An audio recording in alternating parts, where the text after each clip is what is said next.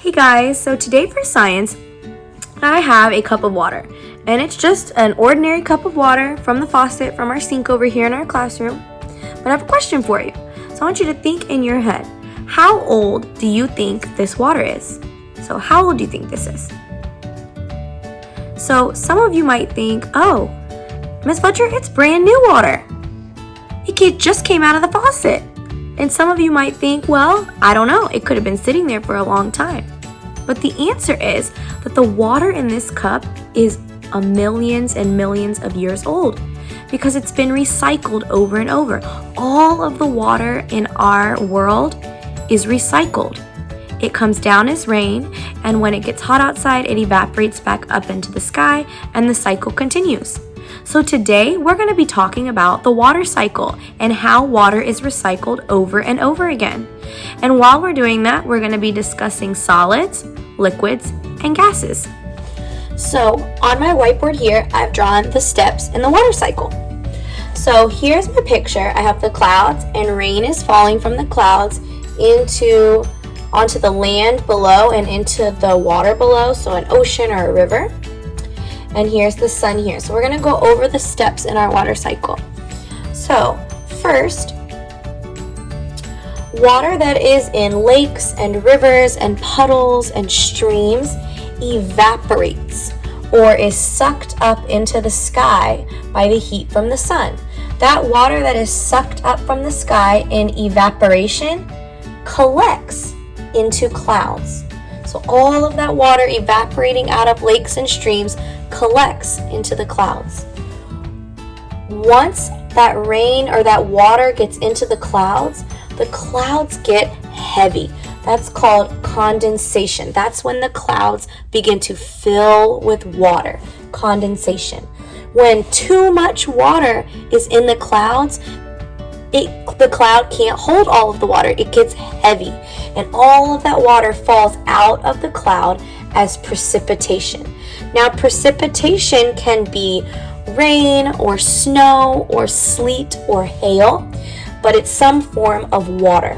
Falls from the sky because those clouds are heavy and collects back down into puddles and streams and lakes and rivers. And this happens over and over and over again. So every time it rains or snows or there's precipitation, that water is collected in puddles, lakes, streams, oceans, and then the hot sun evaporates or sucks that water up into the clouds as condensation.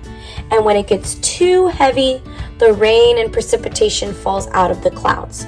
Now, we have some different states of matter in our water cycle as well. So the water that is in our lakes and rivers, that is liquid. Remember, liquids flow and they take the shape of whatever they're inside. So the water that is in streams, lakes, rivers, puddles, that is a liquid.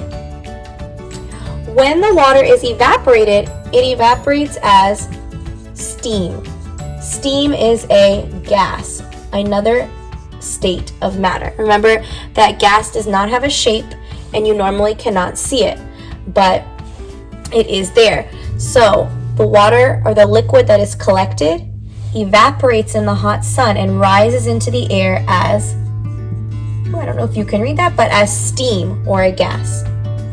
And then once it's in the clouds and gets too heavy to fall, it can fall as rain, which would be a liquid.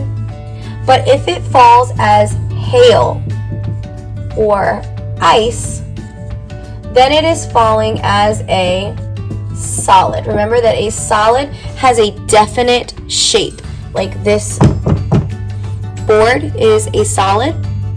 So in our water cycle, we have states of matter. We have solids, like ice or hail, liquids, like rain or the water that is being collected, and we have gas, the steam that is rising in the air. So one more time, our water cycle is water falls from the sky and clouds as rain or hail or snow, and it is collection in rivers, lakes, streams, puddles. Then the hot sun heats up that water and turns it into steam, which rises into the air and gets caught and collected in the clouds as condensation.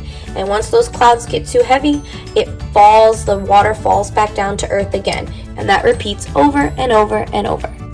So now that you've learned a little bit about the water cycle and the different steps and the different states of matter that are in the water cycle, you are going to move on in your science activities, and you are going to do a fun water cycle activity where you can make and see the steps of the water cycle in your own home, either in a bag or a cup, but the next step in your playlist will have all of the directions for you.